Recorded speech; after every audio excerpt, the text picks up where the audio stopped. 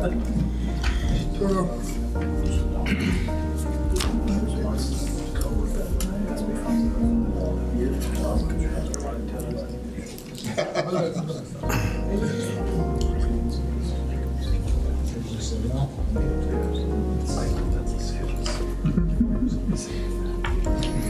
everyone, and welcome to the May 27th, 2025 meeting of the City of Westminster Planning Commission. Anyone who would like to speak tonight and hasn't done so already, please look at the sign-up sheet in the back of the room and add your name if you would like to speak. Can we get a roll call, please? Thank you, Mr. Chairman. Commissioner Tomachek? Here. Here. Commissioner Dunn? Here. Commissioner Colling? Here. Chairperson Boschert? Here. Commissioner Carpenter? Here. Commissioner Kinnear? Here. And Commissioner Pegg? Here. All right, we have a quorum tonight, and the two alternates will be voting. Let's see. We have, we need a motion for the consideration of the previous meeting's minutes. Do we have a motion? So moved. I move that we approve the Planning Commission meeting minutes of April 22, 2025. Thank you. And do we have a second? Second. Thank you. All right. I believe this is a voice vote. All in favor, please say aye. Aye. Aye. All opposed, please say nay. Motion passes unanimously. So tonight's meeting, we have two items on the agenda.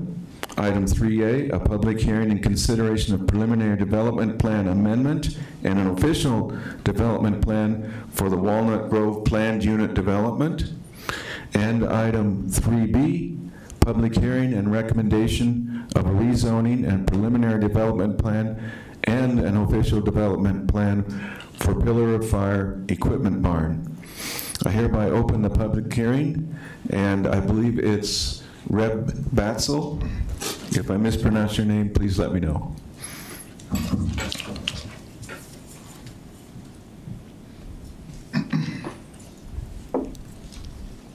Good evening, Commissioners. My name is Reb Batzel. I'm a planner at the City's Planning Division. As part of bringing this project before you tonight, a staff agenda memo has been created, and tonight's public hearing has been properly noticed. The agenda memo, its associated attachments, tonight's PowerPoint presentation, the public notices published in the Westminster window, the mailed notices, and the posted notices are hereby entered into the public record at this time. The notices of the public hearing were mailed to 754 property owners and tenants within 1,000 feet of the parcel under consideration tonight. 5 public notification signs were posted on the subject property. The city has also posted the hearing date and time on its website. The project site is located at 9000 West 108th Avenue. This site plan is from sheet 6 of the official development plan. The applicant has prepared the PDP, the preliminary development plan amendment, and the ODP at the same time. Section 11.514 of the Westminster Municipal Code contains 10 criteria that are to be considered when reviewing a preliminary development plan amendment. Staff finds that the PDP amendment generally meets these criteria as outlined in the agenda memo provided to you. And Section 11.515 of the Westminster Municipal Code contains 17 criteria that are to be considered when reviewing an official development plan. Staff finds that the ODP generally meets these criteria as outlined in that same agenda memo. Staff's recommendation is to hold the public hearing tonight and recommend that City Council approve the preliminary development plan amendment and official development plan. And staff finds that a recommendation of approval of this application would meet the city's strategic plan priority for access to opportunity, which is met by facilitating infill development within existing neighborhoods that provides additional diverse housing types within the city. Thanks for your attention. There are several staff members here with us this evening. We're happy to answer any questions that you have. And the applicant is with us tonight and has a presentation to share with you as well. Thank you. I should see arrows, right? Yes. Okay, perfect.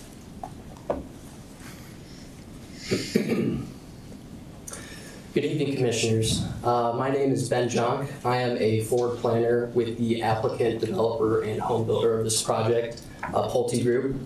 First of all, I'd like to say it's such an honor to be presenting our project to you this evening, and I'd like to give a big thank you to City staff, especially Reb, for putting together that presentation and staff report. Needless to say, we're very excited about this project. In this presentation, we want to show you how our plan meets Westminster design criteria, delivers missing middle housing to an area that needs it, and a land plan that reflects extensive feedback from the surrounding community and from the city. With that, I'd like to go ahead and introduce our team. We have Norris Design, who is our land planner and landscape architect. We have H.R. Green, who is our civil engineer. Kinley Horn, who is our traffic engineer, and the Pockner Company, who has been handling all of our land use and community outreach expertise and consulting. I'd like to tell you a little bit more about who we are, Pulte Group. Next slide. So we are a public residential home builder. We do all things residential, from entry-level housing to move-up housing, all the way up to active adult and retirement communities. So we do it all. All our homes in Colorado are for-sale homes. We do not do any build-for-rent housing. We have deep roots here in Colorado. We've been operating in the state since the 1960s, and we work in all corners of the Denver metro area. You can see from our slide that we have a lot of active communities, and we're deeply rooted here. We have a team of about 50 locals who make all of our project possible. Part of our mission statement with every community is that we want to create high quality and unique neighborhoods for our homeowners, which is why we're very excited about this site. Since we're designing brand new paired homes, brand new floor plans that are going to be unique to this project and fit the current land plan. We'll touch on what's included with these homes later in the presentation, but I also wanted to say that we also want to be good partners or with the city and the surrounding community, so we wanted to come up with a thoughtful site plan that fits all the goals of the Westminster criteria while also incorporating community input. In order to get this feedback, we retained the Pockner Company to head up our community outreach and get input from our neighbors in order to get more meaningful land plan. With that, I'd like to go ahead and introduce Marcus Pockner with the Pockner Company, and he'll be showing what we've been doing with our outreach program. Thank you. Terrific. Good evening, Mr. Chair, Chairperson. Thank you very much for allowing us to be here. Thanks to Ben and Reb very much for the introduction. We are honored to present on behalf of Pulte and introduce this site. We are here tonight, just as a reminder, for two different items. First is a PDP amendment, the 8th amendment to this existing PDP, and then an ODP on this site as well. Just showing the site context, it's just over 10 acres, 10.69 acres, right at the corner of West 108th and Wadsworth Parkway. If you are looking from Sim Street to the east, we are literally the corner of an envelope, of a residential envelope, the very corner of that envelope there, as it transitions to employment flex to the north of us on all sides and across the street to across Wadsworth. Of course, we are very sensitive about Ball Aerospace, Ball just to the north of us, the largest Westminster employer just north there, and then the Rocky Mountain Airport further from there. A little bit more about context and the way that we have done this. We do a concentric outreach philosophy where we work with the most affected neighbors, those neighbors that surround us. We've met with Ball, we've met with the neighborhood associations to our west, really sat down with them, and we actually spent the most time with the Lao Buddhist temple across Wadsworth. They have a design committee, they're looking at future expansion plans, and they really wanted to understand our site. We had a number of meetings with them on the layout of that. What we did here in our community engagement was to focus on neighborhood character, reflecting that land that's around us today, buffering the challenge of the two arterial streets that are there, the traffic and the density. Really try to match that density. Again, we are missing middle. This, we'll talk about, goes up to about 8 dwelling units that's prescribed for this area. We're coming in a little less than that to really provide the proper buffering and transition to the arterial roadways. Part of that additional feedback that we received was actually in the concept review. That was the presentation to City Council back in 2023. And this actually shows that site plan. And as you look at our site plan today, I would challenge you to really see the changes we made based on the feedback from the neighborhood planning staff and council about how to make this site plan better. One, to plan for that airport noise. Disclose it, design, put in the right type of insulation and windows to the site to really work on our pedestrian connectivity, to find better pedestrian options and provide better appeal to either the south as we make that transition to Walnut Creek. And maybe most importantly is also this idea of a communal, a gathering space in the heart of our site. That site plan you're looking at is what was taken to concept review, and you'll see the changes that we've incorporated really based on that feedback. The last thing, just to maybe guide this forward as we look then and transition into the new site plan, is just the guiding documents. As you see here, this site is planned for medium density residential. It has actually been planned for residential for 53 years. It was originally annexed at 72. It has been part of this and has always been envisioned making this, again, that last site. I will note that usually infill is that last internal site. This is the corner for a lot of reasons. It's a long overlooked, a very challenging site, and we believe that we've adopted a site plan that really addresses all the challenges around it. I'm going to transition here to Leanne to talk about that site plan, and then we'll come back and talk about the approval criteria. But again, she's going to highlight a lot what we heard from the neighborhood and how we've incorporated that into the site plan. Thank you, Marcus. Good evening, Commissioners. My name is Leanne Valier of Norris Design, and I have the pleasure of walking you through some of the details of this community. We are pleased to propose a community that will provide additional for-sale opportunities to help fill the need for that missing middle housing. As a reminder, this community is proposed to have 62 single-family paired units across 10.69 acres. Access to this neighborhood is off of the north from West 108th Avenue with emergency access off of Wadsworth Parkway. This infill neighborhood is bordered by arterial roadways to the north and east, as well as existing single-family attached paired homes to the west, and then the Walnut Creek City open space to the south. The North Fork of the Walnut Creek Drainage Channel is located along our western edge, and a small detention pond is located in the southwest corner of our community. All the units have covered parking located in the garages, along with 52 guest parking spaces spread throughout the community. We are asking for a handful of necessary exemptions. These exemptions include reduced setbacks, modified masonry requirements, landscape modifications, local street section modifications, and a slight increase to the streetlight spacing. We're happy to go into more details if there are questions. This proposed neighborhood is consistent with the existing single-family attached pair homes located to the west in the village at Walnut Grove.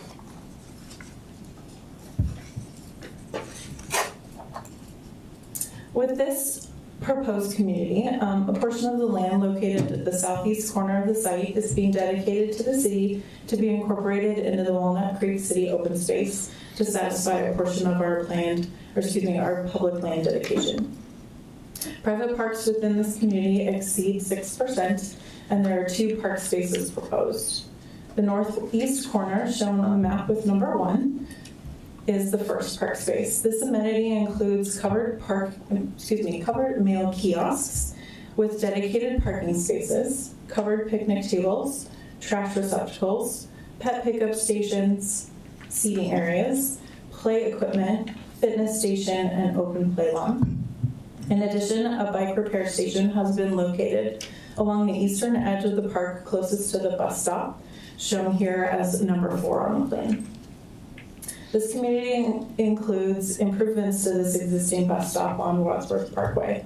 The existing bus stop today currently only has a bench. We are proposing to include a bus shelter, a bench, and trash receptacle.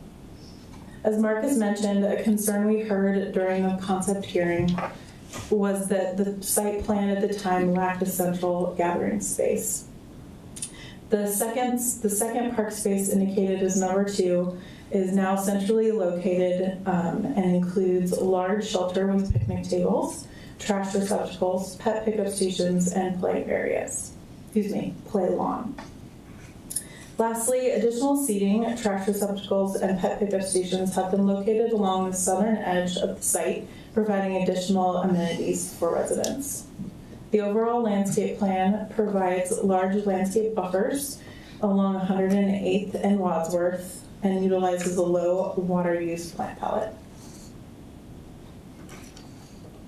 The community is well connected to the surroundings with a 10-foot sidewalk along 108th and Wadsworth, allowing for easy access to the bus stop.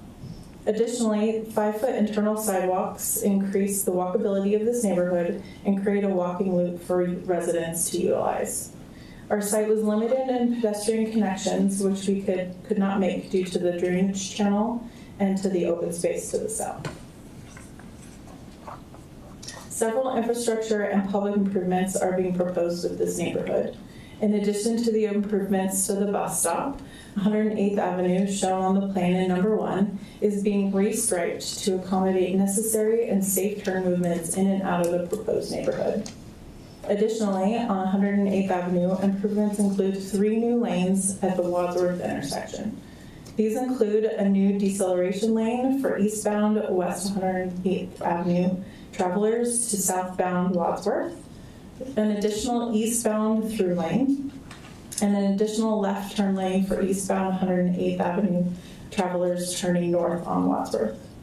These improvements will shorten wait times and improve the overall operation of the 108th and Wadsworth intersection for both local and regional travelers. Number 2 on the plan is denoting improvements that will be made to the existing emergency vehicle access road that serves our neighbors to the west in the village at Walnut Grove.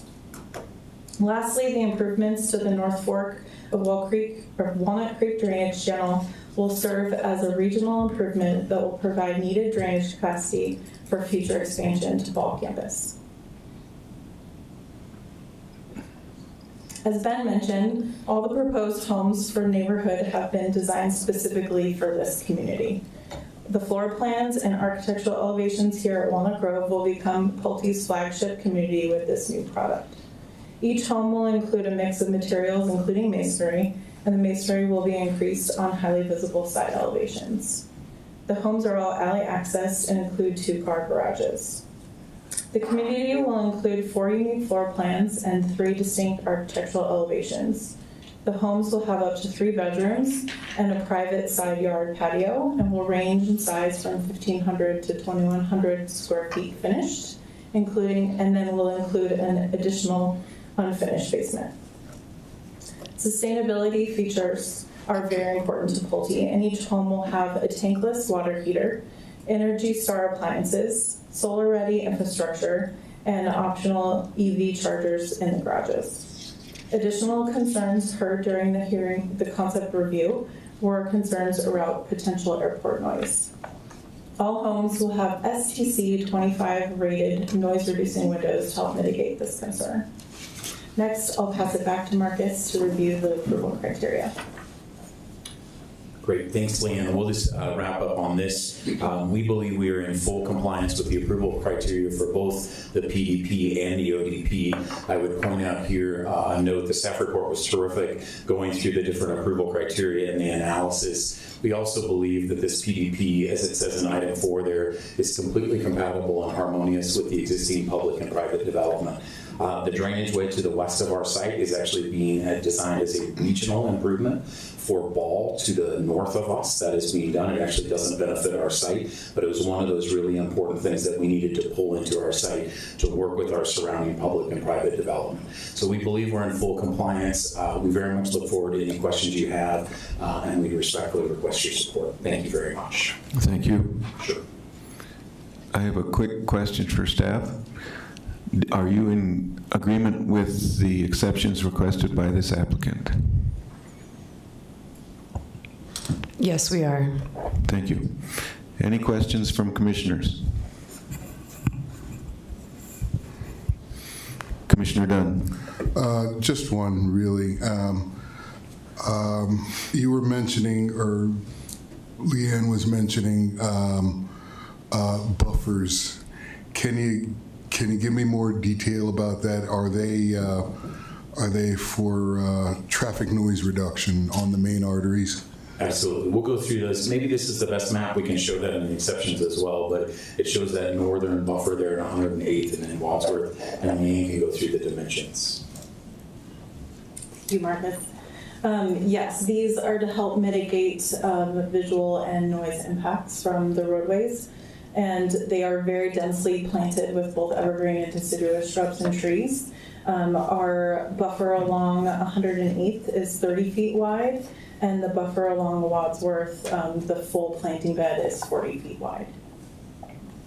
And are those on the street side of the sidewalks, I take it? They are on the private side and not in the city right away. Okay, thank you. Commissioner Tomachek. Were you first, Mr. Kinnear? Commissioner Tomachek. I've got 3 questions. Sure. The first one is that the park, I can see from some of the equipment that's there, portion of it is for people who are using the trail. Pull-up bars, stretching, that kind of stuff. There's a swing set there, some picnic tables. I'm wondering why that northeast corner with its exposure to the roadways and all that was chosen for the children's portion of the park as opposed to putting it into the central location. It's a lot safer, less exposure, vehicles, CO2, all that kind of stuff. And not at all ignoring your question. We'll transition to that. I think you're right. 1 and 4 there on that map. We wanted to show, we really got asked to do some things for the people that are using the trails around us. So you're right. The bus stop being 4 there, how important that was to provide those improvements. So now to your question, why didn't we pull that in? There's certainly, we wanted that central gathering location, right? So we'll talk about the amenities there. Go ahead, Leanne. Thank you for the thoughtful question. So along the north edge of that park space, that landscape buffer and bed continues. It gets slightly narrow. I believe it's maybe 20 feet in its narrowest, so it's still considerable in order to kind of create a little enclave there. We wanted to keep that a little bit more separate so that we felt like that longer grass area offered more opportunities for play, and the types of play equipment we wanted there fit best in this space versus the smaller one in the central space. Okay. I noticed there are private fire hydrants in the community as opposed to ones that are given over to the city as a part of the central utility. Is there a reason for that choice? They should all be public. Okay. Then Thank you for catching that is what we mean. Yes, they are all public. that's what I do for my normal profession. So, and the second one sort of relates to that. I noticed there's a gate on the west side coming off of Wadsworth into the community for fire access, and I thank you guys for including that because apparently the one into the other community is used just as a driveway on a regular basis. My question is that gate far enough in that a piece of fire apparatus is going to be able to get off of Wadsworth Parkway completely before entering the... Yeah, we worked, and you understand that very well, we worked through that, the analysis and the turning radius. So yes, it is far enough in that it can get there. We worked on all the turning and through that, and actually, and not speaking for him, but worked with Eva kind of designing the roadway width here, the internal roadways and that roadway section for that very issue. So yes, we thought it was. I will note your first comment there about that existing EVA to the neighborhood to the west. It's in full disrepair as well. So we're making those improvements and really trying to improve that and improve that access so it could actually function as an EVA as well. Okay, and just as a beneficial comment, I'll commend whoever did the landscaping plan, because it's one of the few that I've seen that when the landscaping is fully grown out, it's not going to obstruct the fire trucks when they roll through the. Terrific. Thank you. Commissioner Kinnear? Thank you. Just two questions. One on item 4 at the bus stop. You're going to be constructing some improvements, trash receptacle, bench, shelter. There's already a bench there. Who's responsible for maintaining those? Thank you for the thoughtful question. So that will be the responsibility of the HOA, Okay. Not RTD or? not our RTD or the city, Okay. so that'll be on our HOA. The second question is, being a dog owner and recognizing the difficulty that some people have in picking up their own pet's waste, which is a pet peeve of mine, pun intended. You have pet waste stations way down on the south end along where item 3, but where the 2 parks are, you don't appear to have any that I see listed here. Is that intentional or an oversight or just deemed unnecessary or so picayune that you didn't even think about it? If they are not shown, we will add them, because I agree. I think they need to be everywhere. Commissioner Carpenter? Thank you, Mr. Chairman. Excuse me. Question about the public improvements on 108th Avenue there. Because one thing I noticed is that the striping, it looks like you're getting rid of the bike lane. You're not widening enough to keep that protected bike lane all the way to Wadsworth Parkway as it exists today, both on the north and the south. Is that correct? And if so, why did we not do that? I'm going to have to turn Commissioner Carpenter to someone to answer that. I will say you are correct, just to set it, we're adding that additional laneage going into our site today, the 3 additional lanes. So one turns right southbound, right? And then an additional through lane and then a left-hand turn northbound lane there as well. Right. But It's really just 2 extra lanes, because the existing, the through lane is now the existing right turn lane. You're exactly right. But The why? way it's straight. Yeah, but the question is, why aren't we adding the width for the protected bike lane? Because it looks like, at least based on my interpretation of this, we're narrowing those lanes so we're going to have bikers in the right lane all the way up to Wadsworth and coming off of Wadsworth heading west as well. Which are there a ton of bikers? I don't know. Maybe not tons, but there's more than a few. Sure. Absolutely. I know we're looking at the plans. I'm not buying time here, but they're going through that. The one thing I will note, sir, and you know this, is adding that, of course, the existing sidewalk network is there. You're not trying to pull cyclists off of a dedicated roadway there. But there's no sidewalks today, so we're trying to bring that in for sure with those 10-foot multi-use trails around the site. But then we'll go through this, and I know Ryan or Jeff will come. So those multi-use trails are going to be bike accessible as well? Is that the idea? I mean, I think that's certainly part of that, and that idea, as you know, on to the west of this, actually on 108th, is the primary access to the trails, to the bike trails, and off from there. So actually making this trail is really important, and where that EVA is today. So we looked a lot at that, how to make that pedestrian improvement, not discounting at all what you're saying about that bikeway, just how we absorb that space. So, okay. And I promise Jeff, Ryan's coming up, so we'll go through it. Yep. I got it. No problem. And I don't know if the city, I don't know just the analysis we went through on the lanes on that, but that was certainly part of that discussion.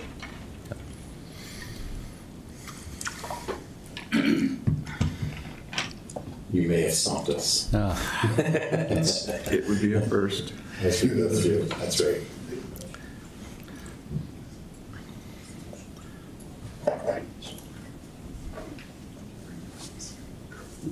We're looking to see if there's any additional questions. We're happy to come back to. Yeah, well, I'm happy to let someone else go while you're doing it. Do you have more? I'm good for now. You can wait. Okay. Commissioner Calling. Thank you very much. Just a couple questions. Sure. Talk to me a little bit about why the decision was on the primary setbacks from the arterials was reduced from 75 foot to 50. And before you answer that, I'm assuming we're talking about Wadsworth and 108th. That is correct. Those are the primary. I'm just going to go to this chart here that actually shows this would be all of the exceptions. And again, we didn't go through the detail of all of them, but it does show just that data. So you have that in front of you to go through that. And then Leanne could talk a little bit about the design of those and really accounting for that existing right-of-way.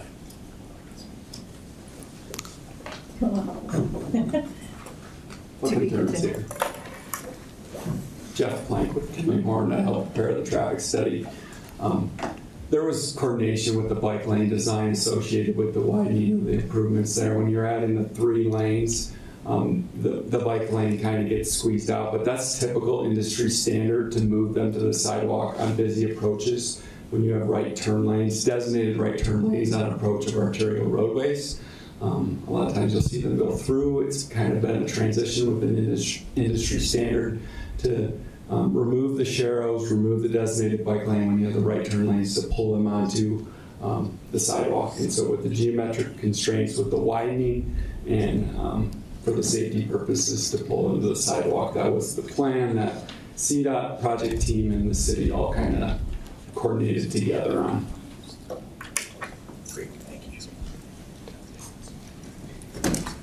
Back to setbacks. So the decision was made, this site is really tight. It's really tight. And so we were trying to maximize the usability of the site, and in adding that additional, or shifting everything south and adding the turn lane into our site, we actually dedicated an additional 17 feet of right-of-way, which pushed our setback from that point instead of the old point. So we compromised with staff and went to 50 feet, which is consistent with the neighbors to the west. If you look, their homes are in line with where our homes will be as it relates to 108th. On Wadsworth Parkway, similarly, from our property line to the edge of pavement is 65 additional feet. So we felt like that it's about 82 feet to the right-of-way, and 115 feet from the homes to the edge of pavement on Wadsworth. So we felt like that was an ample stretch when you combined it with the right-of-way. I think I agree with you on 108th. It is a lower volume arterial, and especially if you were donating extra right-of-way. On Wadsworth, however, it's a much different road than 108th. It's a lot higher volume, a lot more traffic. I would be curious, and I don't know if the traffic engineers in the room might be able to answer this question. What's the plan for Wadsworth? I'm assuming the reason the right-of-way width on Wadsworth is so wide is it may expand at some point in the future? Is there any, I mean, you don't know now, it always depends on traffic volumes, but I would assume you don't know what's going to happen. They may expand that road so that width you're talking about will go away. That's why the setback is measured from the right-of-way, not from the edge of the pavement. So even though you're counting to that, that doesn't really mean it's going to stay there. Sure. And that's why we did such a robust landscape buffer as well. But it's flat, and there's no berm to kind of protect the noise. There's no berm because we needed the ground for drainage, so we weren't able to berm up because of the drainage. Yeah, I guess I would still agree that you need that buffer on that side because Wadsworth is a major street and noise. So just from a buffer standpoint. Thank you. So Wadsworth Parkway, it could expand to 3 through lanes in each direction in the future. There are not plans for that today. It is intersections at level service D. It's acceptable. It operates well. In the event that that ever did happen, there's already auxiliary turn lanes, combination acceleration and deceleration lanes that occupy that third lane today. With CDOT, they absorb those through lanes or those auxiliary turn lanes when you create the third through lane, and so you would not add those in addition to the third through lane. They would just be absorbed. So there would not be any pavement widening. The utilization of those lanes would change. There would be new acceleration, deceleration lanes required? No, because when you have 3 through lanes in each direction, CDOT absorbs those. They only incorporate them when they have 2 through lanes in each direction or 1 through lane in each direction. There are some rare cases on the high speed, high volume expressway classifications. And when you hear expressway, you're thinking, interchanges, but that's not actually the case. CDOT has a lot of classifications of expressway that doesn't have interchanges, and so it is their standard to absorb them. In terms of it's needed operationally. And it's operating acceptably today with the lane utilization that they have today. If they added 3 through lanes and absorbed them, the operations would improve. And so if it's operating well today, they won't add them as an add lane. In terms of arterials go and expressways, what level of an expressway or arterial is Wadsworth? It's an NRA classification of roadway, and so that's considered a non-rural arterial. There's 3 classifications of non-rural. There's NRA, B, and C. A is the higher volume, higher speed. And this is that A? Yes. Okay. This is. What's the volume of traffic on that street? Do you have an idea? It's about 33,000 vehicles per day on the north leg of that intersection. There's a demand to turn eastbound to northbound left, and southbound to westbound right. And so that north leg actually has about 4,000 to 5,000 more vehicles per day than the south leg. So 33,000 north and about 33,000 south, would you say? The south leg's about 28,000 vehicles per day. 60,000 total vehicles pass by there. No. I mean, both directions. 33 north, 25 south. Nope. No. The north leg, both northbound and southbound, is a total of 33,000. Oh, okay. What I'm saying is because there's a high demand to turn to and from the north, there's less volume on the south leg of the intersection. Okay, thank you. Thanks for explaining that, I appreciate it. The other question I wanted to ask was, I need to understand a little bit about your variance on your masonry. There's a 30% requirement, and I think you're asking for an average. Talk to me about that. Yes, that is correct. And again, just pointing out here, we're showing it on this bottom box here of showing the details of that. We will still average 30% across all elevations. As you well know, the design criteria really is focused on kind of a larger lot, more traditional neighborhood. But with this a missing middle and alley loaded product, what we've actually done, and you saw in all new design homes here, is really to push the masonry to all of the public viewing sides, right? All the corner sides, the visible, all of those angles, to really have that as this site turns in. So again, we average the same 30% across all sides, but we have additional masonry on some of the facades as we face out to the public viewing area. So when you say public viewing, you're not talking about the internal streets? That's right. Well, not internal streets. I mean more like between the buildings, between 2 homes, right, the sides, right? So you are correct. Still has masonry, but trying to really have that full, better design that's really viewable from all sides. So the internal streets, though, have a lot of garages, right? So you're driving down those streets and you see double garages everywhere. Pretty brutal. I mean, usually alley-loaded product is meant to be off of alleys so that your front doors are facing the streets. When you drive through the neighborhood, you don't see alleys or garage doors everywhere. So talk to me a little bit about why you did that. Sure. So, no, that's a really good question. So the intent of, basically the intent of this site is to push all the pedestrian circulation to the front of the homes. We intentionally kept all of our sidewalks to the front. And actually, let me page over to our slide showing our circulation. So this kind of played into that masonry requirement as well. We wanted the pedestrians to see the front and side, like kind of the corner lot facades, and have that masonry being more meaningful places. But yeah, we like the alleys here are they're not really intended to be like walkable, but we wanted to push that circulation away from those alleys and keep them in safer areas, areas that are landscaped and green court and open space areas.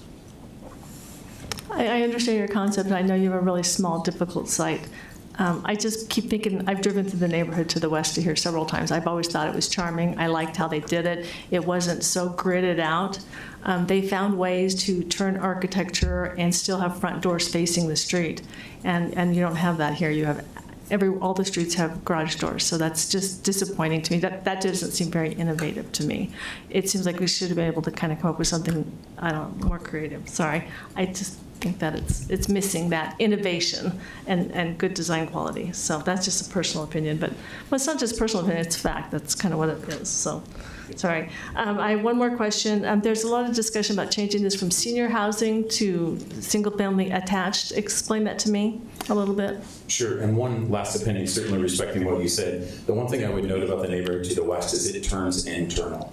And as you now see on this image, we're the external corner of the envelope. And we actually will be seen from the street. So everybody now on 108th from the open space and from Wadsworth actually will see full design. Whereas the other neighborhood turns internal and gets those straight character. So we turned it that way. So fully respect what you're saying about that. We actually thought that was more of a gift to the street that actually gave that. So that's why we turned that way on the design. Sorry, your final question was? Yeah. Senior housing. Yeah, senior housing. The existing ODP on this site allowed for up to 85 units of senior housing that was approved. It was never built. Actually struggled with kind of the design and getting financed through this process. It was designed to a maximum of 55 feet on the site. So we're going through a change to bring single family attached. So that was a previous plan that we were not involved with, and hence the PDP amendment and the ODP. Okay, thank you. Oh, and Sure. the parking. Sorry, one more thing. Yeah. I'm always bringing up parking. I think No, you did no a problem. better job at spreading the parking out on this one. And it looks like you have not quite one guest space per unit, but you have quite a bit of parking. So I'm thinking. And we actually have 2 per unit, and then doubling the number of required guest spots. So we are actually, as you can see there, total required 145. We're actually providing 176, probably really accounting for the people come to this site more as a destination, and we need to provide that parking there. So how much guest parking do you have per unit? So we're required to have 21 spaces. We actually are providing 52 guest spaces on For site. 62 units, so it's still less than 1 per unit, right? Less than, but with 2 in each unit, yes. Great, thank you. Sure. Commissioner Pegg? Let's see. I guess my question was for the project's traffic engineer. Sure.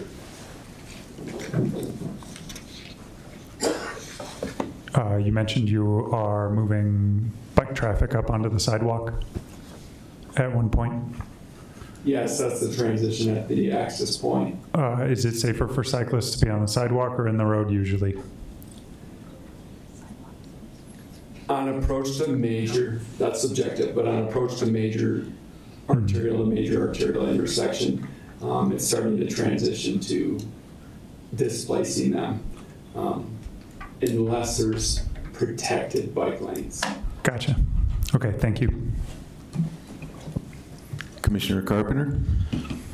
Thank you. And I appreciate the answer on the bike lane transition.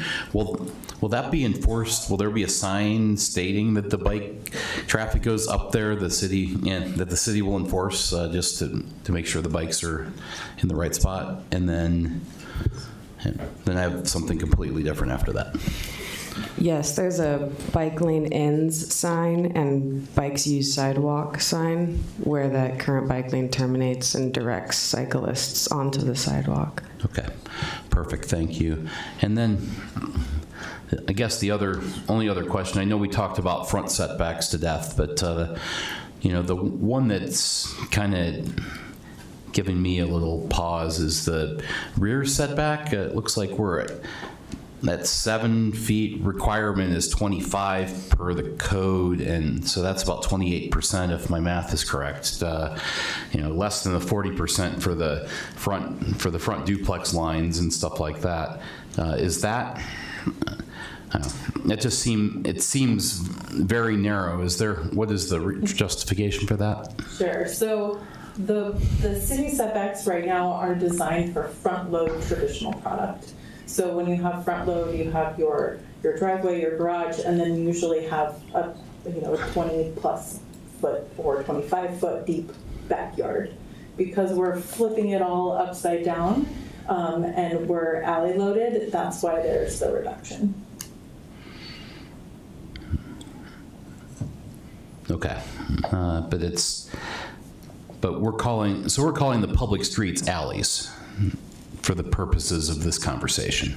Correct. That was per guidance with city staff in order to name the exception and have it be a public right-of-way. That was direction from staff. Okay. And maybe this is a question for staff then. Is it typical for us to have narrow streets like this? It looks like 32-foot right-of-way and stuff like that. I'm sure there are instances where we've got privately maintained streets that are well under our typical cross section. But is this a common thing for public streets in Westminster? Apologies. I'd like to just give a little bit more context too, if I can. So this originated 2 years ago during our concept review hearing. We had brought forward our proposal and proposed these alleys as private street sections. And one of the topics that was brought up during the concept review was the topic of HOA maintenance and future obligation to maintain these roadways. So one of the suggestions made by City Council was to convert these alleys into public right-of-way sections. So we went ahead and pursued that, and with working with staff came up with a street section for this public right-of-way section. So that's how it ended up there. The intent of it was to reduce the maintenance burden and obligation on the future homeowners here as a part of the HOA. Okay, understood. So this is more of a new thing then that we came up with for this specific project. Yes, Vice Chair Carpenter, it's very unusual. I don't think we have any streets that are quite like this, alleys, as you would say. Okay, great, thank you. Commissioner Tomachek. So I'm looking at the plan that's up on the screen right now. Sure. And it indicates that the setbacks from building on the sides is 6 feet. Is that building to fence line or building to building? Building to fence line. Okay.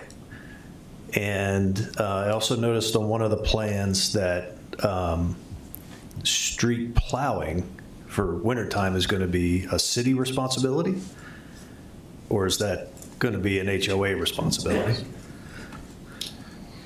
Yes, that is correct. Since these are public right-of-way, the city, or the snow plowing responsibility for the alley section alone is going to be with the city, but all the private walks and park areas are going to be with the HOA. Okay.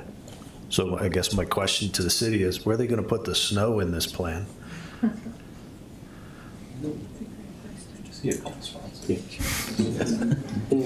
can speak to that as well. Okay. What typically happens when we plow alleyways is a lot of that snow basically ends up on the side yards of the duplex alleys, and kind of towards the end sections, like for example, a lot of it will be pushed towards that detention pond in the corner, and a lot of it will be pushed towards the kind of the open space on the other corners.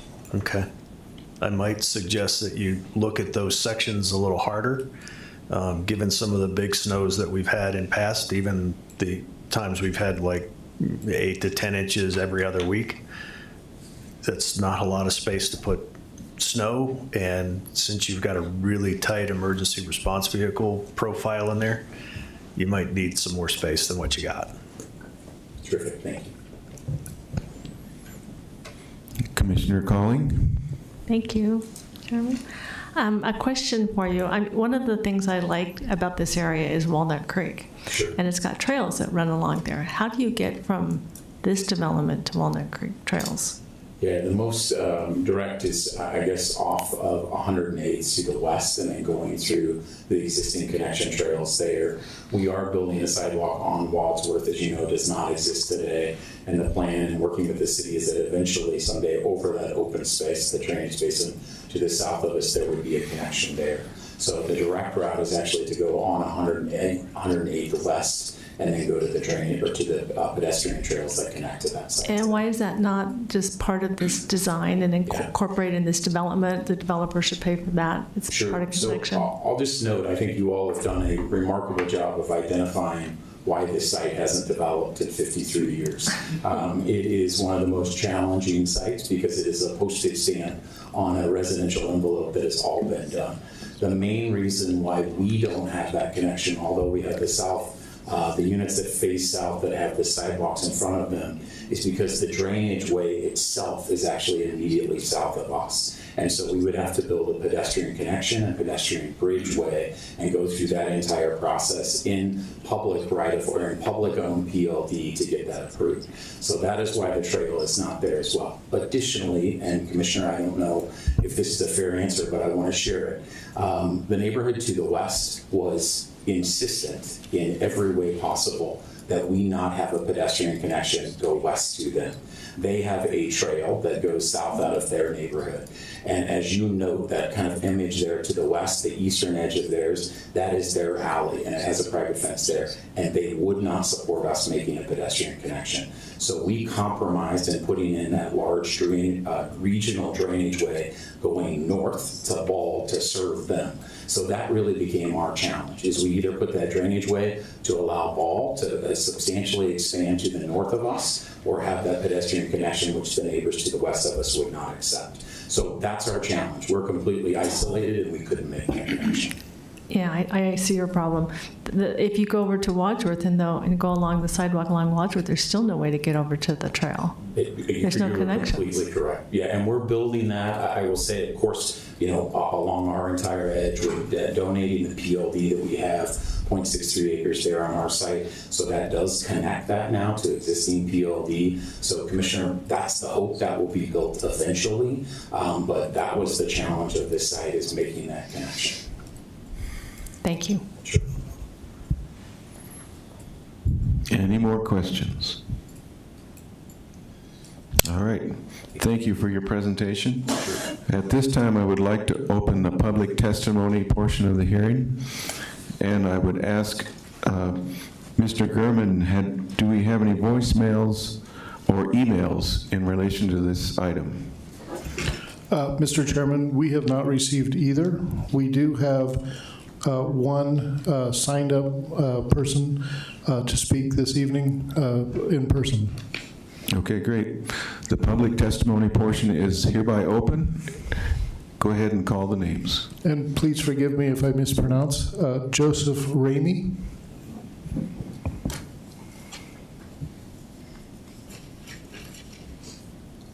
That was 100%. Good evening, Commissioners.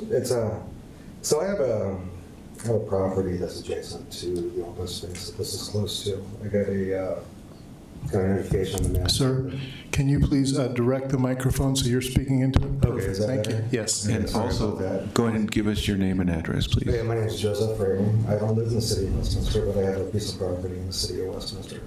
My piece of property is actually a little bit southeast of this property, and actually my property is part of that open space area. Now, I'm kind of opposed to this development, and I'll tell you why, but bear with me just for a few seconds to provide a little bit of background. So I've heard this property is behind, it's over by the Camlink property. I'm not sure if you guys are familiar with that. It's over close to 105th on the other side of the Walnut Grove. Actually, like I said, it's part of that open space. Okay, so I acquired this property back in 2020. There was a bunch of problems I discovered with it. One being its open space zoning. And it's not only that, it has a moniker city-owned open space. The city has never owned that property ever. I'm the only one that owns it. And a matter of fact, it's the only property I can find in the state of Colorado that is open space. Excuse me. It's the only property in Colorado that I can find that is individually owned open space. And it's also the only property, as far as open space is concerned, I have never found any other open space that's not considered public. So the problem I have with this was when I talked to Mr. McConnell here, and I talked to the planning department, I met with the city manager a couple times, and nothing's been done about this property. Nothing's been done about the zoning. The city of Westminster back in 2013 went on there and actually developed a part of a dug ditch, turned into a flood zone, floodplain. So now the property is not developable. I can't build on it after that. And also, it's deemed open space. You guys have it zoned as open space. Having it zoned as open space simply means so I don't have any property rights. You're talking about moving in 62 units, ranging between 1,500 to 2,100 square feet. That's anywhere between an extra 180 to 300 people. that are going to be using that open space. I just want to know, as a property owner, what rights will I have against, like, say, trespassers coming onto my property when it's zoned open space? What property rights do I have if I go camping? Does the castle doctrine, apply to me? Well, no, because it's open space, even though it's private land. So that's until my situation, like I said, I've been trying to deal with the city for 5 years now. Not once has anybody ever gotten back to me. I've contacted the city attorneys twice, sent registered letters, not certified but registered, and have gotten nothing back yet. And until my situation is resolved, or at least even looked into. I mean, I've offered to sell the property to the city. I've offered to trade property. I've offered many different solutions. Or the city, I asked them if they can fix the property back to where it was before they actually did the damage to the property. There's also they dug they put a concrete what's called, I'm not sure what it, like a culvert that's like 10 feet deep right inside my property line as well. And nothing's been addressed at all. Matter of fact, in January 2020, my property was the actual address. They actually used my property as the address on the city website for the address for Century Park. So the city obviously thinks that they had ownership of that property, but according to Jefferson County, I hold the deed. And the deed has never been transferred. The city of Westminster has never owned it. It hasn't transferred ownership since 1929. So until that's taken care of, at least addressed, or at least even talks started. I can't agree with this development because, like I said, it's 180 to 300 people that are going to use my property just as well as the open space. They're going to use it. Right now, I can't put a fence around it. I can't do anything with the property the way it's set up right now. And I can't keep people off my property. It's becoming a dumping ground for the city of Westminster. It seems like people got to go there and just, there's appliances on my property all the time. And, they have to get removed. Couches, everything else like that. And it's, and like I said, I'd like to be able to put, at the very least, a fence on my property, but they can't do that because it's also a flood zone because of that. Because back in 2012, the city of Westminster, contracted with a company to make that a floodplain. Matter of fact, it's actually part of the floodplain plan that the city of Westminster put together back in 2013. And so it's until then, I just can't back this development. That's all I have to say. Okay, thank you.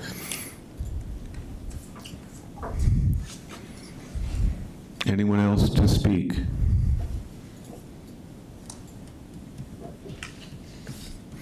Seeing none, I will close the public testimony portion of the hearing and ask if there's any discussion among commissioners.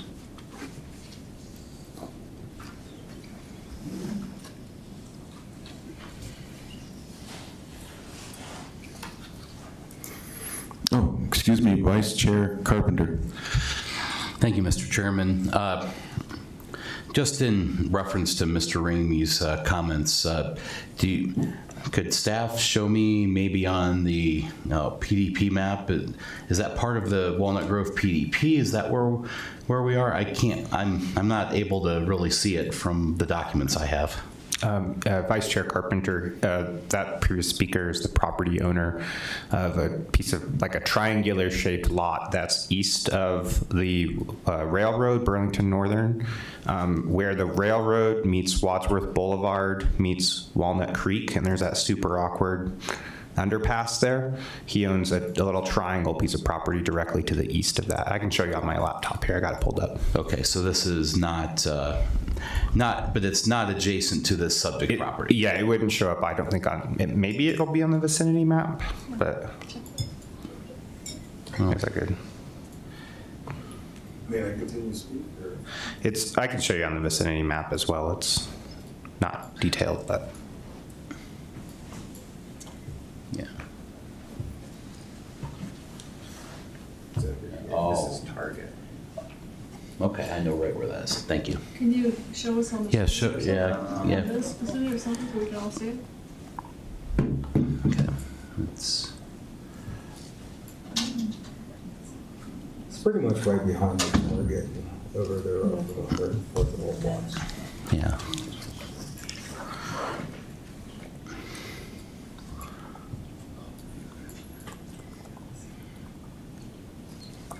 but it's also part of a 9.6 acre annexation of the Camelback open space. So around the properties is a bunch of railroad properties at the time. And then the city annexes into the open space. Okay. I'm sorry you had your chance to speak. We'll let the staff take it from here. Thanks very much. Sure you had any questions or anything. Okay, great. Thank you.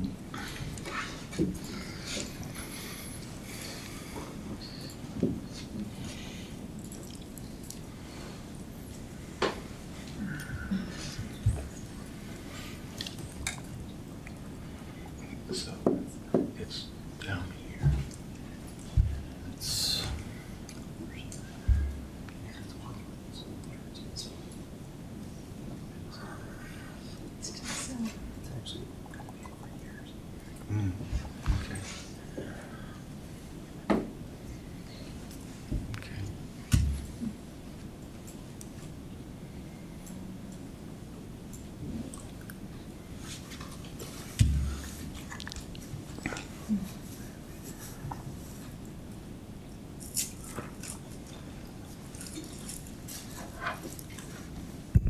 While he's doing that, maybe I can ask a question from staff. There was some discussion earlier about windows being specifically designed for airport noise. Do you know anything about that? Did I mishear that? You heard correctly. There is a detailed list of architectural features and design standards that are applied to the development to mitigate the airport noise. So it's above and beyond regular windows, is that what you're saying? Yes, and the design team can probably speak to the specific standards that were used. Yes, so these are STC rated 25. And what STC means is sound transmission. I can't remember what the C stands for, but essentially it's the thickness of the window. So these are going to be thicker windows than what we typically do for our standard homes. We have a lot of experience doing this near airports. We have communities out near DIA and Buckley Air Force Base, so they do a really good job at mitigating exterior noise. Great, thank you.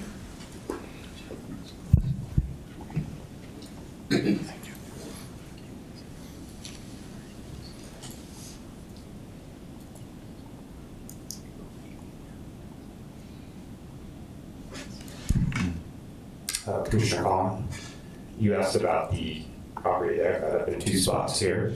I believe you can see this on your screen now. This is just a Google Earth overview. This is the approximate location of the parcel here in that general vicinity. And then here's the Jefferson County J map. And this is the property right there. Thank you for showing that to us. Thanks for showing that to us. That helps. Sure. It's quite a ways from our site, Yes. at least a mile. And is it in the city of Westminster, or is it unincorporated Jefferson County, or? It's Jefferson County. Yes, Chairperson Boffer. It is located in the city of Westminster. It is. Okay. I have to look up the rest of the zoning. The comp plan designation on that is open space. Okay. All right, Mr. Rainey, I'm sorry, we don't have authority over that parcel of land at this time. We can only deal with the items we have in front of us.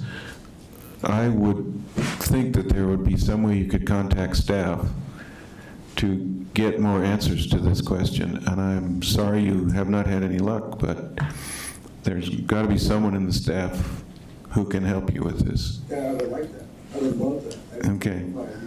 And this is adjacent to the open space that these people are going to be using. Right, right. I love it because of the proximity of the property. Right. I understand your frustration. All we can do tonight is recommend that you contact staff, and we can put a bug in their ear, and that's all we can do. Yeah, and actually, as Vice Chair Carpenter has suggested, contact City Council, go to a meeting, and see if you can get their ear. Thank you. Okay, if there is no further questions, I would we've got a question. I don't Commissioner have a question, I Collins? just have a statement. Okay. I think that after further explanation from the applicant, I understand some of the decisions that were made as part of the design. And I think that it's not ideal, but it's a difficult site, so I get it. I will support the application to the council. However, I feel pretty strongly about that pedestrian connection to Walnut Creek. That's got to be made. That there's got to be a way to get some kind of a dirt trail that connects the two. I know there's wetlands in there. I saw that, so I know that's an issue. But there's got to be a way to connect over to that trail system. That seems like a benefit for that neighborhood, and it's got to be a way to connect that. That's all I have to say. Thank you. And I have a question for staff. The trails are publicly owned, correct? The trail systems in Westminster? Yes, the vast majority are publicly owned. Okay. How is it that the development to the west can veto a connection to the trails? I believe the applicant was stating that they were stating their desire not to have them connect into their development. I see. And take access through their development. Okay. All right. I understand now. Thank you. Okay. At this time, I would entertain a motion on this application. Commissioner Kinnear? Yeah, I move that the, sorry about that. I move that the Planning Commission recommends City Council approve the 8th amended preliminary development plan and the official development plan for the Walnut Grove planned unit development. This recommendation is based on a finding that the preliminary development plan is supported by the criteria set forth in section 11-15-14 of the Westminster Municipal Code, and the official development plan is supported by the criteria set forth in section 11-5-15 of the Westminster Municipal Code. Do we have a second? Commissioner Dunn? I'll second. Thank you. Thank you. Any discussion? All right, I will call the question. Mr. Gurman, can you do a roll call, please? Yes, Mr. Chairman. Planning Commissioner Pegg? Yes. Planning Commissioner Kinnear? Yes. Vice Chair Carpenter? Yes. Chairperson Boschert? Yes. Planning Commissioner Collin? Yes. Planning Commissioner Dunn? Yes. Planning Commissioner Tomachek? Yes. Motion carries unanimously. Yes, thank you. All right. The next item on tonight's agenda is 3B, public hearing and recommendation of a rezoning, a preliminary development plan, and an official development plan for Pillar of Fire Equipment Barn. I believe, Jacob, are you taking this one? Thank you.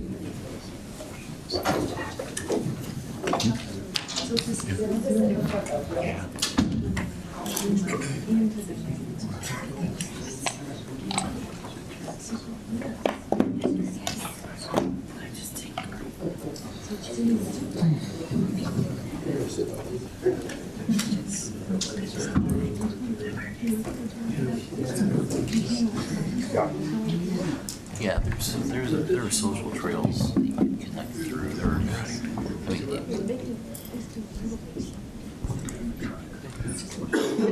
No, it makes great sense.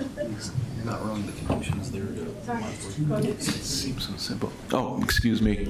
No worries, Chairperson. If you're ready, I'm ready. I'm ready. Thank you. We were just discussing timeframes here. Sure. Good evening, Commissioners. My name is Jacob Casa, Principal Planner with the City's Planning Division. As a part of bringing this project before you, a staff agenda memo has been created, and tonight's public hearing has been properly noticed. The agenda memo, its associated attachments, tonight's PowerPoint presentation, the public notices published in the Westminster window, the mail notices, and the posted notices are hereby entered into the public record at this time. The notices of the public hearing were mailed to 920 property owners and tenants within 1,000 feet of the parcel under consideration tonight. 6 public notification signs were posted on the subject property, and the city has also posted the hearing date and time on its website. Here's a map of the subject property. The property is located northwest of the intersection of Federal Boulevard and West 82nd Avenue. The first application the applicant is processing is a rezoning from R1 to PUD. PUD zoning is required for any property over 2 acres in size that is seeking to rezone. This site plan is from sheet 3 of the ODP. The plan shows the proposed lots. The barn and the associated improvements are shown on the southeast corner of the property. Here are color elevations of the proposed equipment barn. The barn is all metal with traditional red and black colors. The clerestory windows will help provide natural light and structure.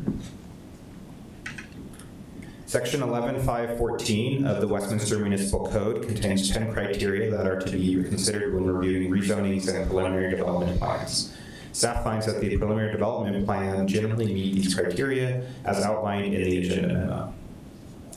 Section 11.515 of the Westminster Municipal Code contains 17 criteria that are to be considered when reviewing official development plans. Staff finds that the official development plan generally meets these criteria as outlined in the agenda memo. Staff recommends that you hold a public hearing and recommend that City Council approve the rezoning, preliminary development plan, and official development plan. Staff finds that a recommendation of approval of the application would meet the city's strategic plan priorities of access to opportunity and economic vitality, which are met by facilitating the maintenance of the Pillar of Fire institutional campus and allowing for private development in a compatible and harmonious manner. And the applicant is with us tonight and has a presentation to share with you as well. And thank you for your attention. There are several staff members who are available to answer questions. Thank you, and I apologize for the delay on your presentation. Does the applicant have a presentation? Yes. Thank you.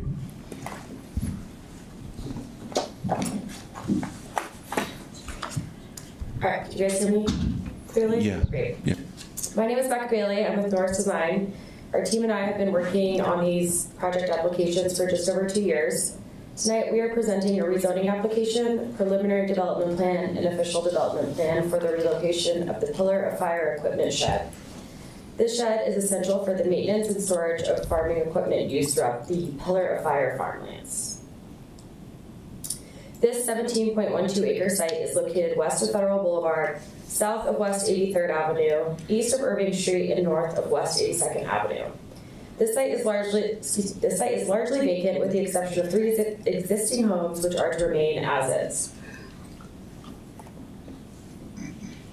The site is currently zoned as R1, single-family, medium-density residential, which does not allow for the equipment shed. We are requesting a rezone to a planned unit development in coordination with city staff to allow for the intended indoor storage equipment. The site plan is broken into 2 planning areas, planning area 1 and planning area 2. As you can see on the image, planning area 2 encompasses most of the site, approximately 14.09 acres. Planning area 2 does not have any proposed changes incorporated within these applications before you. Currently, existing institutional employee housing and agricultural accessory use are the only uses permitted. The remaining 3.03 acres of the site includes the proposed location for the equipment shed. Planning Area 1's land use will consist of indoor equipment storage only. The division of Planning Area 1 and Planning Area 2 is intentional to clearly separate new construction from the existing uses. Here you can see the illustrative version of the proposed site plan. As you look throughout the numbers, number 1 is the proposed equipment barn location. Number 2 is the landscaping screening, including trees, to act as a visual buffer of the barn from Federal Boulevard.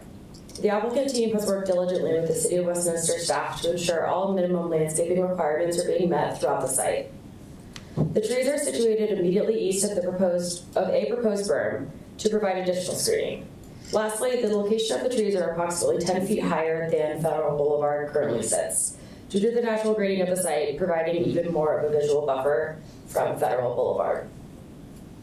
Additionally, landscaping is shown along the southern edge of the site to ensure screening is also being provided from West 82nd Avenue. Number 3 shows the proposed location of the on-site detention pond serving Planning Area 1. Lastly, number 4 shows the location of the existing CDOT easement for improvements to Federal Boulevard and separate from these applications. This CDOT easement will include improvements to Federal Boulevard as well as pedestrian improvements to the sidewalk. Our team has worked closely with the City of Westminster Fire to ensure appropriate access is provided to this barn. Should it ever be required, access to the barn will be via an extension of Crown Point Drive. The surface will be impervious and turning movements for fire apparatus have been reviewed and approved. This is an illustrative view of the proposed equipment shed. The color and architectural styles references historic barns in Westminster. The barn doors you see are proposed to be facing the south side towards West 82nd Avenue. The site does not fall under traditional commercial uses, such as some modifications from Westminster City Code are required. Traditional development applications require public improvements to be made to the right-of-way and/or pedestrian connectivity. No public improvements are proposed along the frontage at this time, because the site will not receive public visitors. Additionally, CDOT is already undertaking the public improvements along Federal Boulevard, including sidewalks. Should any future development occur at the site, public improvement requirements would be addressed at that time. Thank you. My team, as well as myself, are available for any questions. All right, thank you. Vice Chair Carpenter. Thank you, Mr. Chairman. Did I hear correctly that you've been planning this for 2 years? You did hear that correctly. And this is for a barn? Yes. I don't want to get too flippant, but what on earth happened? How did this process become a 2-year process? We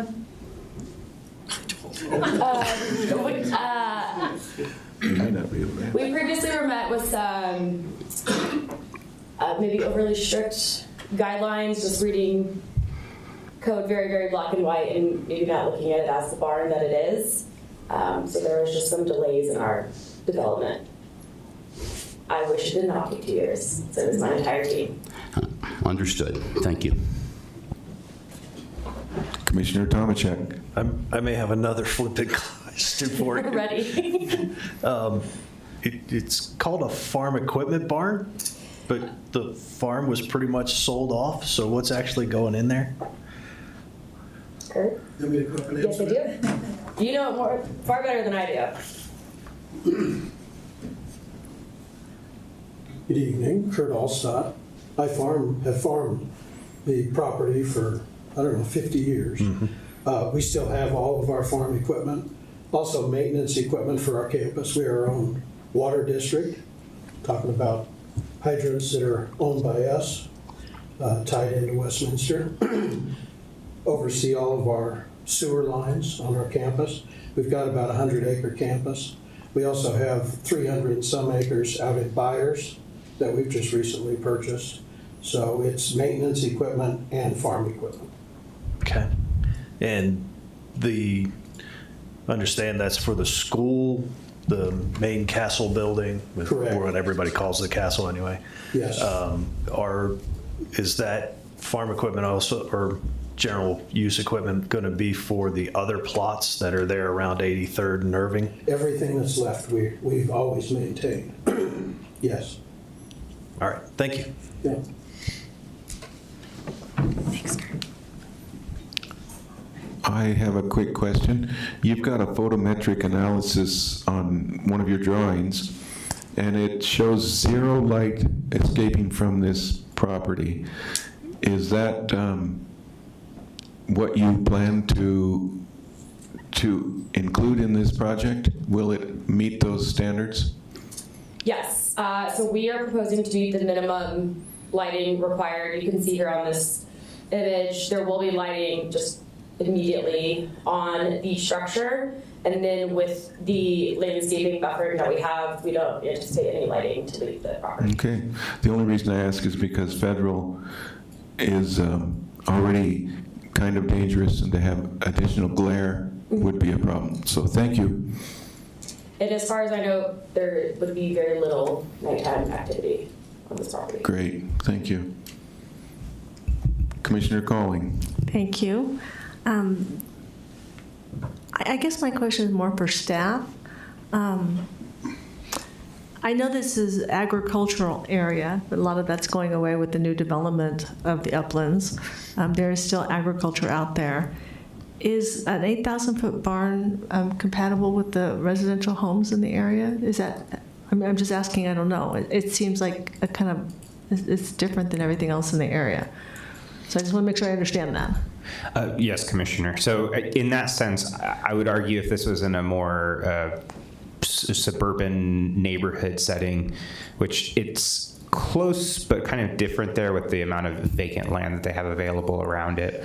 I would say it is compatible based off the institutional campus that's there. So once you take into effect the historic castle building and the school and such there, an 8,000 square foot barn isn't that large or off-putting for that size. I would say that if this were more directly abutted to residential neighbors, we would have more of an issue with the proposal. But it's quite a long distance to a house that's not part of the Pillar of Fire campus. So the step to the south of 82nd is part of Pillar of Fire?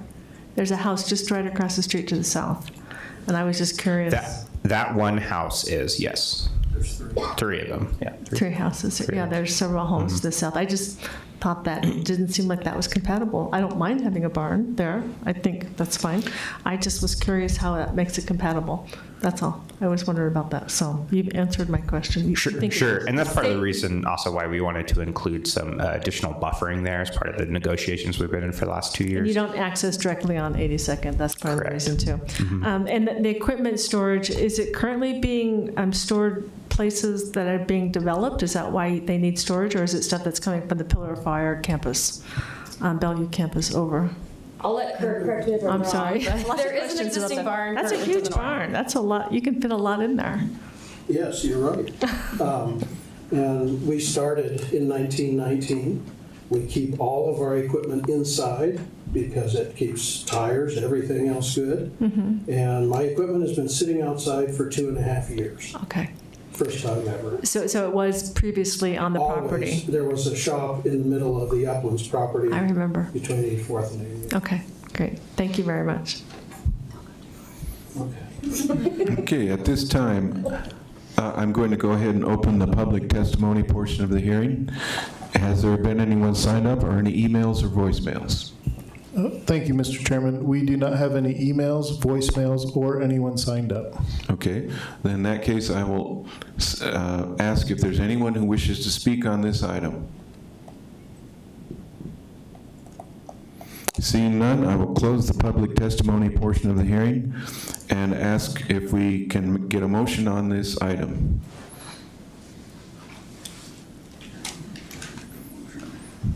Vice Chair Carpenter. Thank you, Mr. Chairman. I move the Planning Commission recommend the City Council approve the rezoning preliminary development plan and official development plan for the Pillar of Fire Equipment Barn PUD. Do we have a second? Second. Commissioner Colling, thank you. Discussion. There is none, so I will call the question. Can we get a roll call, please? Yes, Mr. Chairperson. Commissioner Tomachek? Yes. Commissioner Dunn? Yes. Commissioner Collin? Yes. Chairperson Bossert? Yes. Vice Chair Carpenter? Yes. Commissioner Kinnear? Yes. Commissioner Pegg? Yes. We have 7-0 in favor.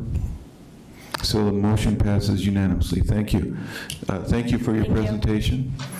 And thank you, Mr. Kaza, for your presentation. Good luck with your barn. It's a beautiful building. Hopefully you'll see it in less than 2 years. I didn't mean to. It's a beautiful drawing. No, you have to.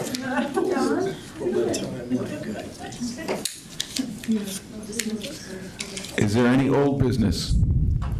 Mr. Chairman, I would like to call our attention to the planning commissioner, the planning commission portion of the city website. On the planning commission members list, it still lists Vice Chair Carpenter as acting vice chair. And I do believe we've had an election, so can we correct the record to show that that Commissioner Carpenter is the vice chair? I think staff can probably handle that. Would you be the person to speak to, Jacob, or should we call the planning secretary? Our planning aide will take note of that. Okay. Ronnie, thank you. Yeah, and we'll have that updated here this week. So as we all know, Mr. Carpenter has lots of vices, so he fits this position very well. Okay, is there any other business? Seeing none, I will call this meeting adjourned at 8:24 p.m. Thank you. Thank you. Appreciate it. That's been bugging me for a while. Yeah.